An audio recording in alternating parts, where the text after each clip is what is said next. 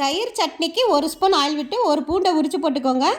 25 gram தேங்காய் போட்டுக்கோங்க. பாதி வறுபட்ட பிறகு 2 பச்சை மிளகாய் போட்டு நல்லா வறுபட்ட பிறகு 25 கிராம் வறுத்த நிலக்கடலை பருப்பு போட்டுக்கோங்க. இப்போ நல்லா வறுபட்ட பிறகு ஆற வச்சு ஜாரில் போட்டு 75% பொடி பண்ணிக்கோங்க. 1 ஸ்பூன் ஆயில் விட்டு சின்ன வெங்காயம் 25 கிராம் போட்டுக்கோங்க. 1 நிமிடம் வதங்கின பிறகு இந்த பொடி பண்ண பொடியை போட்டுட்டு இது கூட மஞ்சத்தூள், குழம்பு மிளகாய்த்தூள், பெப்பர் பொடி, காயப்பொடி, சால்ட்டு லோ ஃப்ளேமில் 2 நிமிடங்கள் வறுத்துட்டு 200 ml தயிரில் கொட்டிடுங்க. கொட்டி நல்லா கலந்து விட்டுருங்க.